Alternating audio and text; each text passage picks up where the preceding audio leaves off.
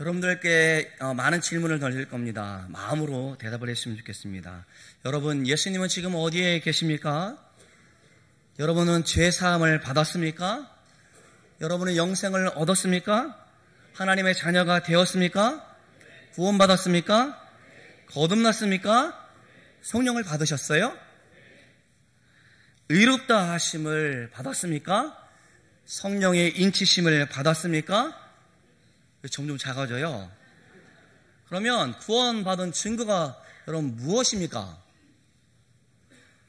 뭐 있기는 한데 그죠? 말은 못하겠죠? 네, 그런 생각을 가지고 있는 분들, 이 질문에 대한 여러분들이 확신 있는 대답이 있었으면 좋겠어요.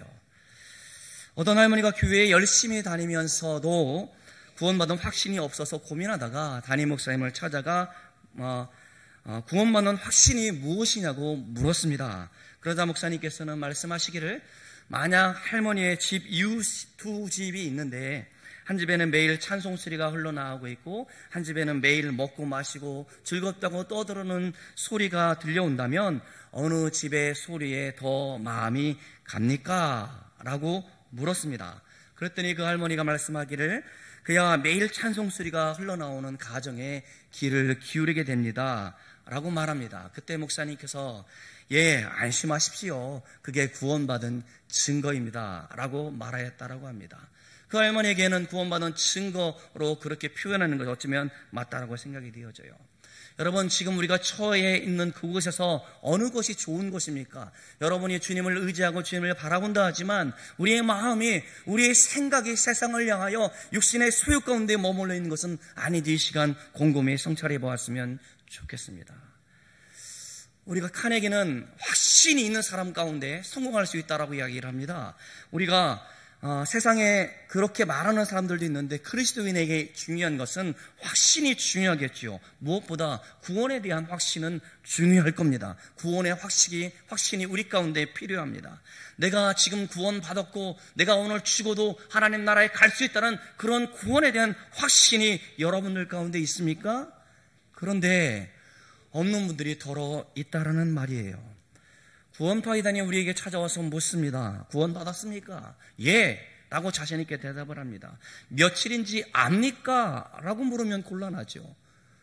그러면서 하는 말이, 육신의 생일은 알면서 영적인 출생일을 모르느냐 핀잔을 줍니다. 그러니 당신의 구원은 잘못됐습니다 라고 말하는 사람들이 있어요. 이단입니다. 구원파 이단인데 거기에 솔깃해서는 안 될 겁니다. 저도 몰라요, 언젠지. 제가 서류를 쓰게 되면 세례 날짜를 쓰게 되어지는데 87년 11월 셋째 주만 합니다. 몰라요. 다시 두드려 봐야지 알아요. 쓰거든요. 우리가 영적인 출생일이 있다라고 해서 그것을 기억하는 사람은 많지 않고, 혹 그것을 기억 못한다 해서 내 구원에 대한 확신, 그거 의심하는 거 옳지 않습니다. 그거는 구원파 이단에서 말하는 겁니다. 그런데 여러분, 생각해 볼 게 있어요. 우리가 구원에 대한 확신이 없으면 우리의 신앙이 흔들린다는 말입니다. 우리가 구원에 확신이 없으면 우리의 믿음이 자라지 않는다는 말입니다. 우리에게가 구원에 확신이 없으면 긴 신앙의 여정 가운데 충도 포기하거나 낙오하게 된다는 말입니다. 더 중요한 것은 우리가 구원이 확신이 없을 때 마귀의 공격에 무방비로 노출되어진다는 것이죠. 원래는 우리가 친하게 지냈잖아요. 누구랑? 마귀랑 친하게 지냈어요. 우리가 마귀랑 친하게 지낼 때는 아무런 상관도 안 했습니다. 그런데 사정이 달라졌습니다. 우리가 예수 그리스도를 나의 주님으로 영접하게 되어지고 내가 하나님의 자녀의 백성이 되어졌단 말입니다. 그러니 마귀가 우리를 공격합니다. 우리 마음 가운데 찾아와서 너가 한 일을 돌아보라. 너가 한 일을 돌아보면 하나님께서 구원할 만한 것이 무엇이 있어 우리로 하여금 속삭이며 의심 가운데 빠지게 된단 말입니다. 예수 믿고 영접한다고 해서 정말로 네가 구원받았어? 네가 죄 용서 받았다고 말할 수 있어? 정말 어리석어. 너는 정말 어림도 없어. 그것만으로는 안 돼 라고 우리 가운데 속삭인단 말입니다. 여기에 걸려 넘어지면 일어설 수가 없어요. 완전히 치명타라는 말입니다. 구원의 확신이 없는 사람은 주님의 몸난 교회를 섬길 수 없습니다. 구원의 확신이 없는 사람은 기쁨으로 즐거움으로 신앙생활을 할 수 없다라는 말입니다. 신방하여 성도들을 신방하다 보면 어르신들이 하는 말 가운데 교회에 오래 다녔음에도 불구하고 구원에 대한 확신이 없어서 구원 받았습니까? 라고 물으면 글쎄요, 그런 것 같기는 합니다 라고 애매하게 대답한 분들이 있습니다. 오늘 돌아가시면 우리가 하나님 나라에 이를 수 있습니까? 물으면 그래요, 가봐야 알죠 라고 말하는 사람들도 있다라는 말입니다. 사랑하는 성도 여러분, 이거 곤란합니다. 우리가 구원하는 믿음이 우리 가운데 있음을 확신할 수 있기를 주님의 이름으로 축원합니다. 오늘 보면 우리들 가운데 두 가지를 이야기하고 있습니다. 구원의 확신에 대해서 첫째는 하나님의 증거가 있다라고 말씀해 주고 있습니다. 그게 무엇이냐면 요한 사도가 이 편지를 예수 믿는 사람들 가운데 보낼 때에 그 당시 상황이 어떠했냐면 거짓 교사들이 있었습니다. 거짓 선생들이 있었습니다. 그것이 무엇이냐면 그리스도는 육체로 오신 것이 아니다, 사람의 몸으로 이 땅 가운데 오신 것이 아니다라고 말하는 사람이 있었습니다. 케렌투스라는 사람이 대표적인 사람인데, 그는 그리스도는 예수라고 하는 한 뛰어난 인간에게 세례를 받을 때에 임하였고 십자가의 순환전에 떠나버렸다라고 말했던 거짓 주장을 하던 사람 가운데 대표적인 사람들입니다. 이게 무슨 말이냐면 예수, 그리스도 이게 하나가 아니고 별개다라고 말을 하고 있습니다. 예수를 그리스도로 믿는 우리들 가운데 이것은 심각한 도전이라는 말입니다. 이 심각한 도전 앞에 지금 이 편지를 받고 있는 사람들이 지금 흔들리고 있기 때문에 지금 요한 사도는 흔들리지 말고 예수는 그리스도라는 믿음을 가져라 라고 그렇게 촉구하고 있는 겁니다. 우리 다 같이 5절을 읽겠습니다. 5절 시작. 예수께서 하나님의 아들이심을 믿는 자가 아니면 세상을 이기는 자가 누구냐. 예수께서 하나님의 아들이라고 분명히 말씀해 주고 있습니다. 이러한 선언에 이어서 예수님께서 육체로 오신 그리스도임을 증거하는 증거들을 제시하고 있는데, 물과 피로 입으신 그리스도, 다시 말해서 세례뿐만 아니라 십자가에서 죽임을 당하시고 부활하신 그분은 역사적으로 실제하신 하나님이라는 사실을 증거하고 있습니다. 그러니까 예수님께서 그리스도, 우리를 죄에서 구원할 자이시고 구세주라는 사실을 역사적으로 증거하고 있다라고 말씀해 주고 있다라는 말입니다.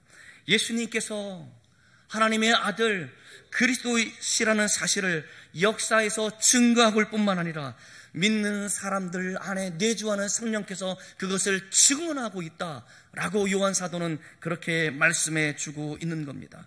이러한 증거들은 곧 하나님의 아들이라는 사실을 하나님께서 증언하고 있다라고 설명하고 있어요.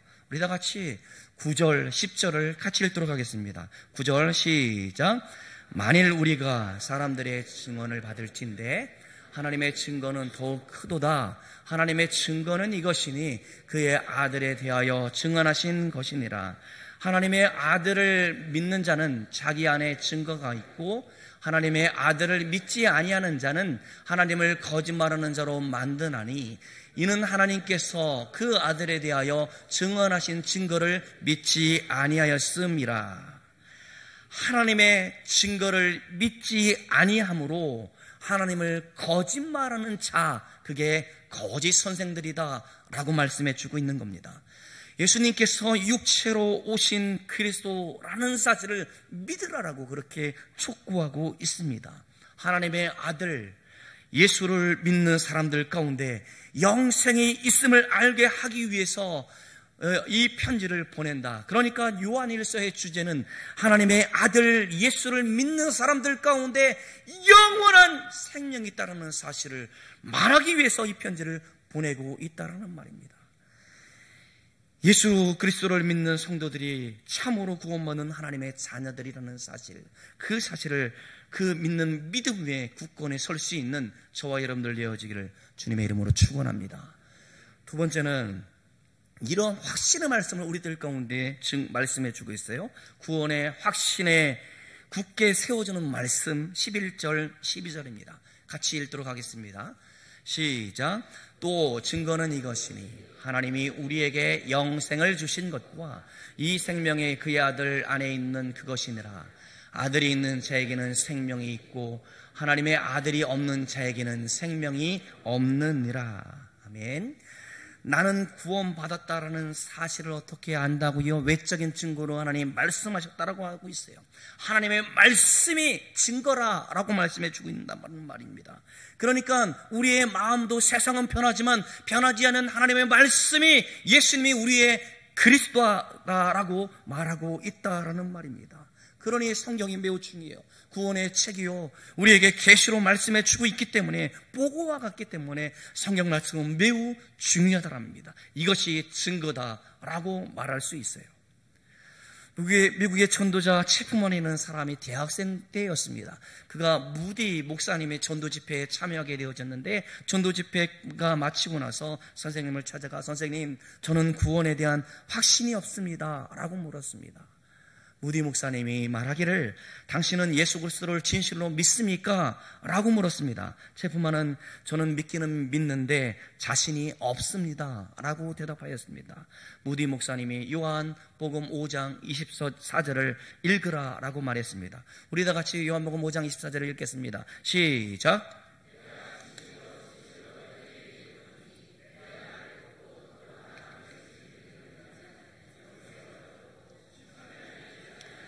사망에서 생명으로 옮겼느니라. 이 말씀을 믿느냐라고 무디 목사님이 물으니 체프만은 믿는다라고 대답했습니다. 그러면 당신에게 영생이 있는 걸 믿느냐라고 물었더니 그는 글쎄요 라고 대답을 합니다. 무디는 한 번 더 말씀을 읽으라고 요청합니다. 믿는 자는 영생을 얻을 것이다? 영생을 얻었고 라고 말씀하고 있지 않습니까? 부정과거 확실하게 말씀해 주고 있습니다. 이 말을 읽은 후에 당신은 믿습니까? 제가 믿는다고 말하지 않았습니까? 그러면 당신에게 영생이 있는 것을 믿습니까? 그것은 잘 모르겠습니다 라는 대답 후에 목사님이 소리쳐 말합니다. 당신이 무엇이간데 하나님을 무시합니까? 하나님께서 믿는 자에게 영생이 있다면 있는 거죠 라고 소리를 치르니 그가 깜짝 놀라면서 나에게 영생이 있다는 말입니까? 되물었습니다. 하나님이 있다면 있는 겁니다 라고 말하니 체프만이 말하기를, 자신은 지금까지 하나님의 말씀을 믿지 않았다라는 사실을 깨달았다 고백합니다. 그가 후에 신학을 공부하게 되어지고 D.L. 무디 목사님이 은퇴한 후에 후임 목사님으로 목회를 했다라고 이야기를 합니다. 여러분, 성경은 분명히 말씀해 주고 있습니다. 아들이 있는 자에게는 생명이 있고 아들이 없는 자에게는 생명이 없다라고 말씀해 주고 있는 겁니다. 그러니 우리가 예수가 그리스도라는 사실을 믿는 사람들 가운데는 내 안에 예수 그리스도의 생명이 있는 겁니다. 그렇다면 이미 나는 영원한 생명을 얻은 사람이란 말입니다. 구원을 소유한 사람들이란 말입니다. 영생이 어떤 건지 압니까? 우리의 삶은 너무나 짧습니다. 한 100년 사는 것이 목표입니다만은 그렇게 살지 못하는 것이 우리 인생이지 않습니까? 영혼에 비하여 우리의 삶의 길이는 요거밖에 안 돼요. 여러분 보입니까? 이 종이의 두께가 얼마나 작아요. 우리의 삶의 연한이 이거밖에 안 돼요. 어디에 비하면 영원전부터 계신 하나님, 또 영원토록 계신 하나님, 우리가 영원한 생명을 얻고자 할 때 우리의 연한은 요거밖에 안 돼요. 여기 가운데 울고 웃으며 아파하고 괴로워하는 것이 인생인데, 그 인생 가운데 예수 그리스도를 주라고 고백하는 사람들 가운데 영원한 생명이 이미 우리 가운데 주어졌다라고 말하고 있는 겁니다. 풍선 장수가 여러 가지 색깔의 풍선을 헬륨가스를 넣고 하늘로 올려보내면서 아이들 가운데 판매하고자 합니다. 그 모습을 보던 꼬마가 와서 말합니다. 아저씨, 이 검은 풍선도 다른 색깔의 풍선처럼 하늘로 날아갈 수 있어요? 그랬더니 풍선 장수는 가스를 넣으면서 내가 보여줄게, 다른 풍선들처럼 높이 날아가는 모습을 보여주었습니다. 풍선이 얼마나 높이 올라가느냐는 그 풍선의 색깔이 정하는 것이 아니라 그 풍선 속에 무엇을 주입하느냐에 달려 있습니다. 제가 아무리 바람을 넣어서 분다 하더라도 자기 스스로 풍선은 올라가지 못하지만 헬륨가스를 넣으면 그것은 붙잡지 않으면 하늘로 올라가게 되어져 있다는 말입니다. 내가 가진 재물들, 내가 착한 일을 해서 내가 주어진 어떤 것으로 인해서 우리의 구원을 얻는 것이 아니고 우리의 구원은 오직 예수 그리스도, 그가 우리의 구세주임을 믿을 때, 하나님의 아들로 믿을 때 우리 가운데 구원이 주어졌습니다. 그러게 저는 가끔 학습 세례 문답을 공부할 때 보면 지극히 나이 드시고 겸손하신 분들이 있어요. 이렇게 설명에도 불구하고 이렇게 믿어도 되는가? 라고 겸양을 보이시는 분들이 있습니다. 예, 그렇습니다. 구원은 공짜예요. 값없이 주시는 하나님의 선물이란 말입니다. 구원은 하나님께서 우리에게 베푸신 은혜란 말입니다. 은혜의 선물을 아무 공로 없이 믿음으로 받은 것이 우리의 구원이란 말입니다. 여러분, 그런데 말입니다. 문제는 여기서부터 시작되어져요. 여러분들 표정을 보니, 예, 목사님 그거 잘 안다니까요. 아는데 우리가 구원의 기쁨과 감격이 없단 말입니다. 왜 그런지 압니까? 우리가 주님의 뜻 가운데 살지 못하기 때문에 그래요. 구원받은 하나님의 백성에도 불구하고 우리가 범죄하기 때문에 그렇습니다. 성령을 근심하게 하기 때문에 우리의 구원의 기쁨이 우리 삶 가운데 있지 않다라는 말입니다. 정말로 여러분들은 성도의 교제가 아름답게 보여지는데 우리가 성도끼리 만나서 즐거워하고 행복하고 기쁘다라고 우리가 먼 이웃보다 먼 친척보다 우리 교회 성도들이 우리의 가족이라 그렇게 여겨져서 기뻐하는 겁니까? 저는 한 번 더 생각해 봤으면 좋겠어요. 우리가 기뻐하는 것은 나 같은 사람을 구원해 주신 것도 감사하거니와 우리 성도를 사랑하는 것이 감사해서 우리가 서로 자격이 되지 않지만 그 감사의 기쁨이 우리의 즐거움과 우리의 인사와 교제가 되지 않겠나 생각해 봅니다. 사랑하는 성도 여러분, 우리가 범죄하면, 하나님의 성령을 근심하면 우리의 기쁨이 흔들릴 수 있습니다. 그러나 중요한 것은 구원의 확신과 구원의 기쁨은 별개라는 겁니다. 우리가 구원의 기쁨은 잘못하여 기쁨을 잃어버릴 수 있고 약해질 수 있습니다만 우리를 구원해준 그 구원은 확실한 구원이요, 이미 얻은 구원이라는 그러한 확신이 여러분들 가운데 있어야 된다는 것이죠. 두 청년이 있었습니다. 두 청년이 연못에 앉아있는데 그날은 휘영청 보름달이 떴습니다. 그 보름달이 연못에 비치니 얼마나 아름답게 비치겠습니까? 한 청년이 일어나 돌을 던졌습니다. 그랬더니 연못 위에 있던 보름달이 일그러지면서 있을 때에 달이 깨어져 버렸네, 어쩌면 좋지 탄식하는 친구에게 말하기를, 야, 염려하지 말고 하늘을 봐. 저렇게 아름다운 별이, 달이 저기 있지 않니?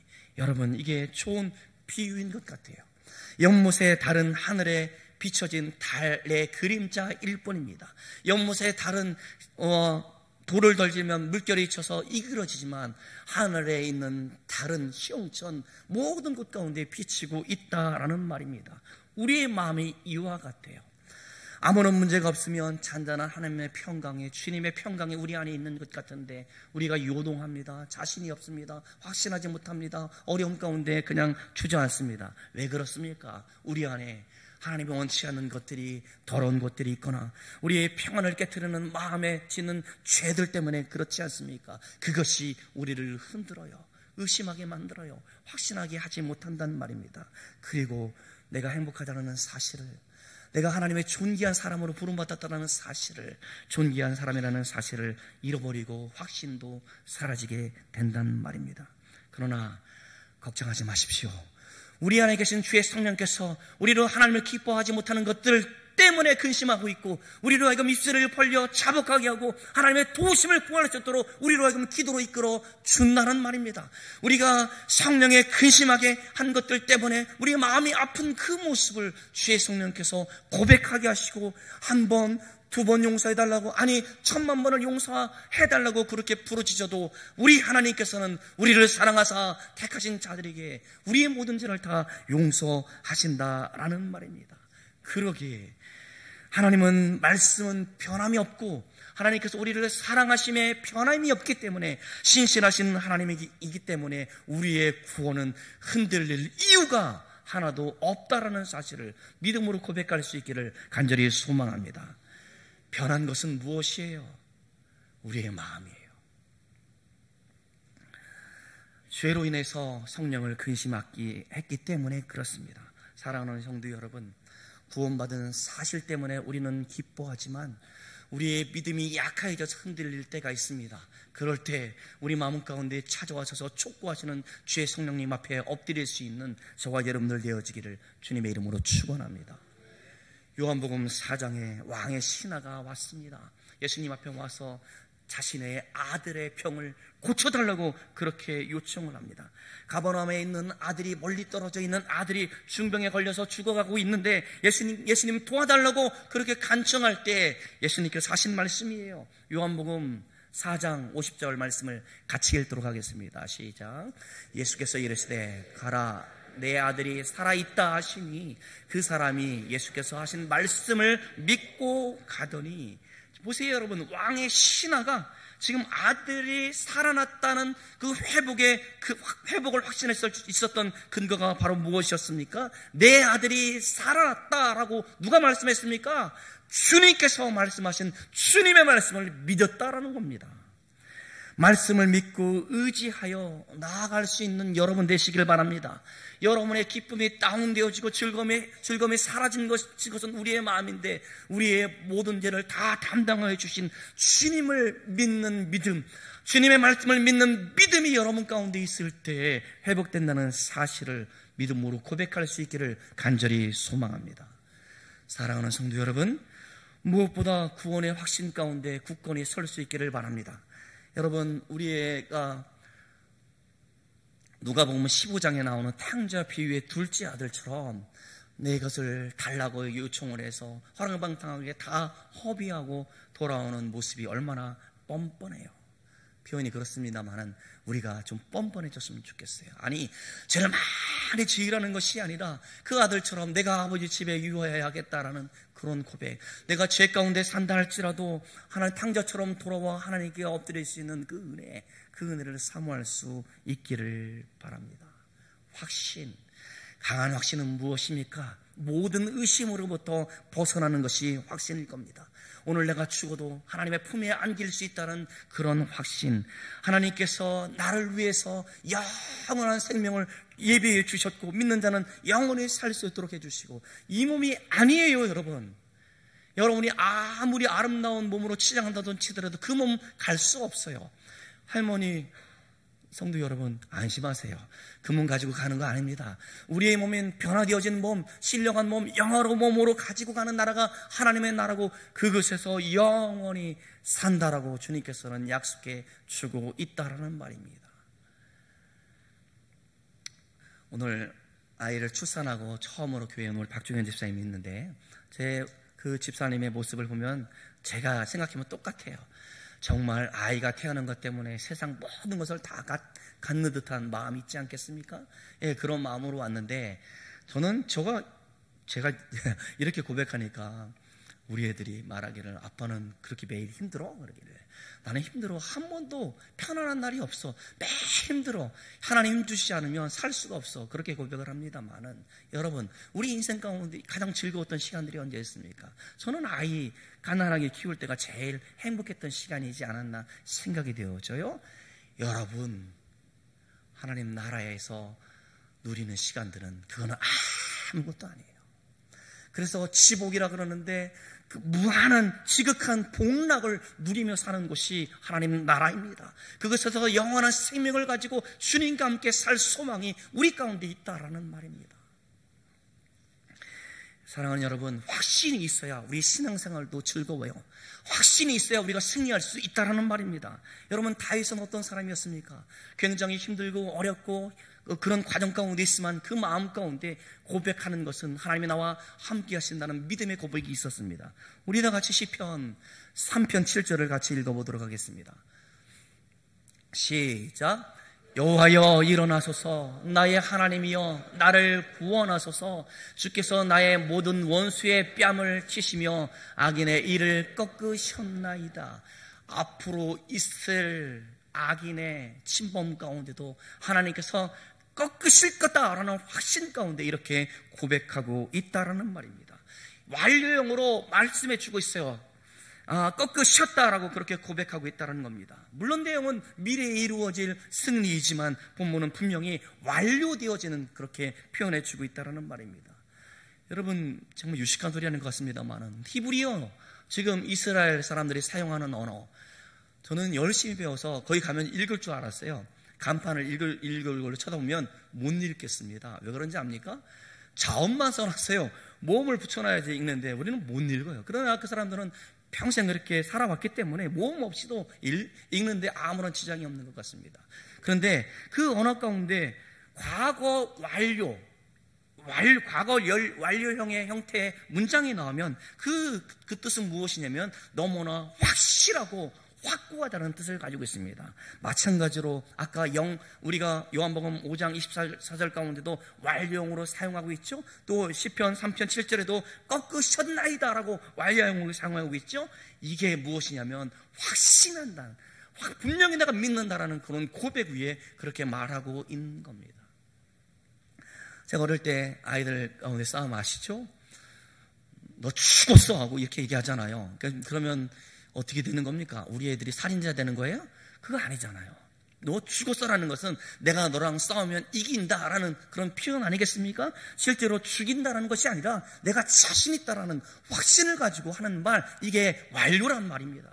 그러니 미첼이라는 신학자는 이 시편 3편 7절 이렇게 주석했습니다. 다윗은 용사로서 주님의 능력을 확신했기에 본문을 완료형으로 지었다라고 말하고 있다는 겁니다. 사랑하는 성도 여러분, 우리 영생에 대해서 불안하지 마십시오. 우리 구원에 대해서 여러분 떨 이유가 하나도 없습니다. 그래서 주님께서 요한복음 16장 33절에 우리에게 이렇게 위로해 주고 있습니다. 같이 읽도록 하겠습니다. 시작. 이것을 너에게 이르는 것은 너희로 내 안에서 평안을 누리게 하려 함이라. 세상에서는 너희가 환난을 당하나 담대하라.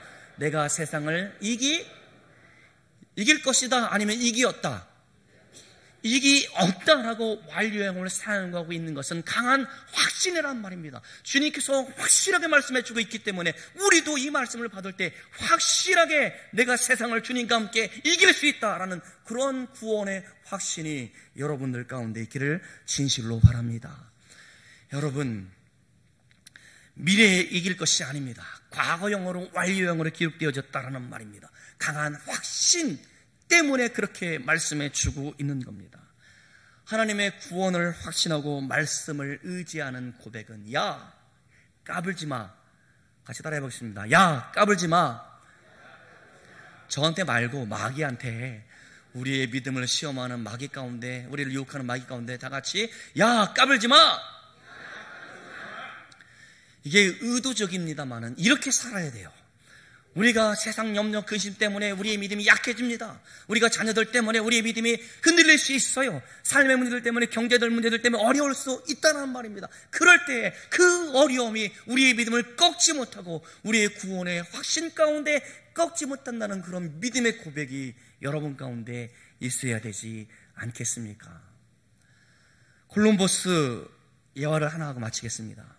1492년 10월 12일, 제가 이 날짜를 안 잊어먹는 것은 100년 후에 어떤 일이 일어나냐면, 조선에 1592년에 무슨 일이 일어납니까? 일부에는요 얼마나 수준이 높은지 몰라 금방 맞춰. 1592년은 임진왜란이 일어났던 시간이에요. 100년 전에 신대륙을 발견했던 사람이 콜럼버스라는 사람이 있었습니다. 동쪽으로 가면 지구가 둥글기 때문에 반드시 다른 대륙이 나올 것이다라는 그런 목표를 가지고 동쪽을 향하여 배를 몰고 선원들과 함께 갑니다. 힘들었습니다. 어렵습니다. 폭풍우가 칩니다. 파도가 칩니다. 그 어려움 가운데 선원들이 흔들리기 시작합니다. 가야 합니까? 그만 가지 맙시다. 돌아갑시다. 그렇게 요구함에 불구하고 끝까지 동쪽으로 갈 것을 고집하였습니다. 계속 가면 신대륙이 나올 것이다라는 확신을 가지고 그렇게 나갔단 말입니다. 그러나 신대륙이 발견되어지기 하루 전날 어떤 일인지 압니까? 선원들이 쿠데타를 일으켰습니다. 그래서 데모를 하면서 돌아가자라고 그렇게 협박하고 있었다는 겁니다. 그 다음날, 그 집을 꼭 꺾지 못했던 그 다음날, 보하마 제도에 드디어 상륙하게 되어졌다는 말입니다. 그리고 그가 매일 기록했던 항해일지에 이렇게 말하고 있어요. 오늘도 우리는 동쪽으로 가고 있다. 여러분, 세상도 그러하건대 우리가 영원한 하나님의 나라를 소망하며 살아가는 우리들 가운데 어떤 확신이 있어야겠습니까? 제가 여러분들을 볼진데 정말 죄송합니다. 우리들의 모습이기 때문에 그래요. 우리가 굉장히 수동적이에요. 자발적으로 신앙생활하고 하나님을 기뻐하시는 일 가운데 누가 시키지 않으면 안 하는 것 같아서 조금 안타깝습니다. 그러기에 여러분들의 자녀 교육에 있어서도 여러분 적극적으로 하지 않는 것 같습니다. 아이들이 기도하지 않아도 예비하지 않아도 두리뭉실 넘어가려고 하는 그런 모습들, 그거 옳지 않아요. 지난 금요일에 중학교 1학년이에요. 중학교 1학년 아직 입학도 안 한 아이가 금요 기도회에 기도하러 왔어요. 할렐루야. 여러분, 이게 얼마나 저는 감격인지 몰라요. 이게 정말 정상적인 일인데 이상해. 우리는 나오면은 너 왜 나와? 이렇게 말하는 사람들이 있는 것 같아요. 그러면 안 됩니다. 그래서 제가 칭찬하면서 가시면서 여러분 저 아이에게 용돈을 주면서 격려를 해 주십시오라고 이야기를 했습니다. 용돈을 주셨을까요? 안 주셨을까요? 좀 전에 들었는데 15,000원 주셨대. 편지를 두 사람이 썼는데 쓰면서 너는 귀하다라고 쓰면서 편지를 써면서 주니까 제가 그 말을 들으니까 너무너무 좋아요. 여러분, 우리 아이들 격려해 줘야 됩니다. 겨울 성경학교 하는데 여러분 돌아보셔야 되고요. 아이들이 믿음 안에 잘 자랄 수 있도록 격려해 주셔야 되고요. 선생님들 수고한다고 말이죠. 비타 500 얼마입니까? 500원입니까? 하나씩 사주면서 용기도 주고 더 비싼 거 사주려면 산삼 왕인가 뭔가 그 비싼 거 사주면서 격려하는 게 필요한 이유가 뭡니까? 우리 자녀이기 때문에 그래요. 청년들을 바라볼 때 제가 예서로 바라보지 않는 건 우리 청년들이요, 제 아이들과 같기 때문에 그렇습니다. 저 아이들이 제가 오후에 우리 청년들이 연합 예배를 드립니다. 예배가 없어요. 1시 예배 안 하겠다 했습니다. 2시 예배 꼭 오라고 하겠습니다. 그래서 무슨 말을 할까 고민, 말씀을 정리하면서 아이들 가운데 꼭 필요한 말이 됐으면 좋겠고, 우리 성도들도 아이들의 마음을 이해할 수 있는 말씀이 됐으면 좋겠고, 무엇보다 여러분들이 수고하고 애쓰며 교회를 지키기 위해서 헌신했던 그 모습을 아이들이 좀 알았으면 좋겠다라는 말씀으로 말씀을 정리했습니다. 여러분, 우리가 적극적으로 믿음의 확신 가운데, 하나님의 나라가 있다는 확신 가운데, 그렇지 않으면 영원한 멸망과 저주가 우리 가운데 있다는 사실을 안다라고 한다면 믿음을 파손하여 나갔던 아이들 때문에 우리는 울어야 돼요. 마음을 찢어야 된다는 것이죠. 우리 아이들이 저렇게 세상을 향하여 떵떵거리며 잘 산다 할지라도 그 안에 믿음이 없으면 멸망과 저주이기 때문에 우리는 그들을 사랑하는 마음으로 기도해야 되고, 그들을 믿음의 자리로 이끌도록 우리가 혼신의 노력을 해야 된다는 말입니다. 제가 그렇게 말하니 강하다 이야기합니다만은 저는 그렇게 생각을 해요. 우리 아이들이 예배를 드리지 않는다 하면 여러분 굶으세요. 여러분 곡기 끊으세요. 정말 끊고, 너가 하나님을 알지 못하여 죽어가고 있는데 살아서 무엇하겠는가, 곡기를 끊는 심정으로 아이들을 신앙교육하면 안 되겠습니까? 우리 애들도 보면 교회 오면 말이죠, 초등학생들도 여기 1층에 보면 매 핸드폰 안녕 그래도 쳐다보나 말거나, 그거 왜 그렇게 됐습니까? 교회 오면 어른들한테도 인사하는 그런 예절도 배워야겠고, 우리가 교회 안에서 우리 모든 사람들이 다 소중하지 않습니까? 그렇게 해야 되는데 우리 너무 소극적인 것 같습니다. 왜 그렇습니까? 여러분, 확신이 있기나 있는 겁니까? 사랑하는 성도 여러분, 카네기는 말하기를 확신이 있는 사람은 확신이 없는 사람보다 성공 확률이 2배나 더 높다, 세상은 말합니다. 여러분, 구원에 확신이 있는 사람은 우리의 신앙생활 가운데 두리뭉실할 수가 없어요. 더더욱 열심히 주의 뜻을 알고자 진력할 것이고, 주님 앞에 간절한 마음으로 기도할 것이고, 우리의 자녀들, 믿지 않는 사람들에 대한 불타는 마음으로 복음을 증거하고자 하는 그런 사람들이 바로 구원의 확신, 강한 확신 가운데 있는 사람들이지 않겠습니까? 부디 바라기는 여러분들이 그 확신을 가지고 하나님을 기뻐하시는 일들 가운데 쓰임받기를 주님의 이름으로 축원합니다. 기도합니다. 하나님 아버지, 사람의 확신이 아니라 하나님 내주에 계신 주의 성령께서 우리가 구원받았고 영생을 얻었고 하나님의 자녀가 되었다는 사실을 깨닫게 하사 세상에 우리를 넘어뜨리려고 하고 마귀가 우리를 삼키려 한다 할지라도 하나님의 사랑에서 끊어질 수 없다는 그런 확신을 우리 가운데 주셔서 더욱더 열심을 품고 주를 섬기는 사람들이 되어질 수 있도록 성도 한 사람 한 사람 그의 가정들 가운데 주여 함께하여 주시옵소서. 주여, 확신이 없는 사람을 주님께서 사용할 수 없다는 사실을 압니다. 주여, 우리 성도들 하나님의 나라 가운데 쓰임받는 성도들 다 되어주셨도록 주여 붙들어 주시옵시고, 저들의 인생 가운데 꽃피게 하시고 열매 맺게 하시고, 저들의 삶의 궤적을 우리 자녀들이 따라가게 도와주시옵시고, 우리 동산교회가 이전보다 더 많이 하나님께 쓰임받는 교회가 되어주셨도록 주님 역사하여 주시옵소서. 하나님, 흔들리는 사람들 붙들어 주시옵시고, 하나님 의심하는 사람들 함께해 주시옵시고, 말씀으로 주의 성령께서 역사해 주시옵기를 간절히 원하옵나니, 오 주여 함께하여 주시옵소서. 감사드리옵고 사랑이 많으신 예수님의 이름으로 기도드리옵나이다. 아멘.